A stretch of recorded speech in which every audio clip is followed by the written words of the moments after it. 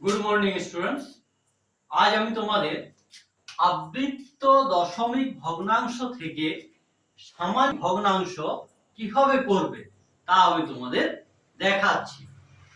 আমি কয়েকটি উদাহরণ নিয়ে তোমাদের এই অঙ্কগুলি বুঝিয়ে দিচ্ছি কিভাবে তোমরা আবৃত্ত দশমিক থেকে সামান্য ভগ্নাংশে পরিণত করতে পারবে। আমি একটি উদাহরণ নিলাম, 3 মাথায় পৌনাপৌনি অর্থাৎ আবৃত্ত আছে, অর্থাৎ 3টি বারবার পুনরাবৃত্ত হচ্ছে, ওই জন্য এটাকে বলা হচ্ছে আবৃত্ত দশমিক। তাহলে এই যে পৌনাপৌনিক 3, এটাকে সামান্য ভগ্নাংশ করার জন্য এটা সমান হচ্ছে 3/9, অর্থাৎ যার মাথায় পৌনাপৌনিক থাকবে সেখানে এখানে আমাদের হবে পৌনাপৌনিকের জায়গায় 9।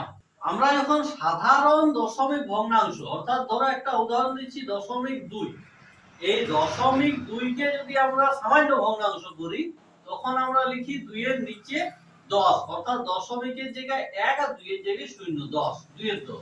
কিন্তু আবৃত্ত দশমিককে যখন আমরা সামান্য ভগ্নাংশে পরিণত করব তখন আমরা আবৃত্ত থাকার জন্য সেখানে আমরা 10 এর জায়গায় আমরা লিখব 9। তাহলে এখানে 3 এর মাথায় পৌনাপৌনিক ছিল, তাই হয়ে গেল 3 এর 9। এই 3 এর 9 কে যদি আমরা কাটাকাটি করি তাহলে হচ্ছে 1 আর 3 সমান হচ্ছে 1 এর 3। আমি আরেকটা উদাহরণ দিচ্ছি, 0.54, 5 এর মাথায় আবৃত্ত এবং 4 এর মাথায় আবৃত্ত, অর্থাৎ পৌনাপৌনিক 5 এবং পৌনাপৌনিক 4।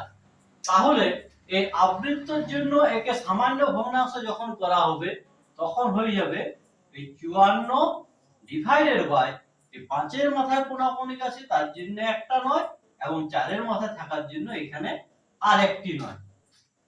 এবার যদি কাটাকুটি যায় তাহলে কাটাকুটি করো, যেমন এখানে যাচ্ছে 3 দিয়ে 3 18 54, 3 33, আবার 3 দিয়ে যাচ্ছে 6 11 সমান 6 এর 11। আমি আরেকটা উদাহরণ দেখাচ্ছি 0.27, এই 7 এর মাথায় পৌনাপৌনিক অর্থাৎ আবৃত্ত। তাহলে এখানে তোমরা কিভাবে করবে?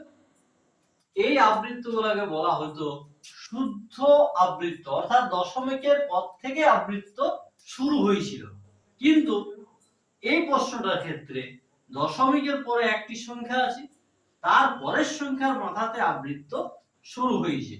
তাই এইরকম অঙ্ককে করার জন্য তোমাদের প্রথম কাজ হচ্ছে এই সংখ্যাটিকে লিখে নিবে, তারপর যে সংখ্যাগুলির মাথায় আবৃত্ত নেই, যেমন এখানে আছে 2, এই 2কে বিয়োগ করতে হবে। তারপর নিচে হরে হবে যার মাথায় আবৃত্ত আছে তার জন্য 9, এবং যে সংখ্যাটির মাথায় আবৃত্ত নেই, এই দশমিকের পরে এই 2 এর মাথায় আবৃত্ত নাই, তার জন্য পাচ্ছি আমরা একটি 0। তাহলে এখানে হয়ে যাচ্ছে আমাদের 25 এর 90। আমি এই মিশ্র আবৃত্তর আরেকটা উদাহরণ তোমাদেরকে দেখাচ্ছি, 2.16 মাথায় পৌনাপৌনিক। তাহলে এখানে এই 6 এর মাথায় হচ্ছে আবৃত্ত, তাহলে 2.1, তারপরে আছে 6 আবৃত্ত। এটাকে যখন তোমরা সমাধান করবে এটা হচ্ছে একটা মিশ্র আবৃত্ত, তাই এখানে কি করবে পুরো সংখ্যাটা লিখবে। তারপর এই যে আবৃত্ত হচ্ছে 6, তাহলে এই 6 এর আগে পর্যন্ত যে সংখ্যাগুলি আছে সেই সংখ্যাগুলি এখানে বিয়োগ করতে হবে। তাহলে 6 এর আগে হচ্ছে কত? 2 আর 1 21, তাহলে 2 আর 1 বিয়োগ হয়ে গেল।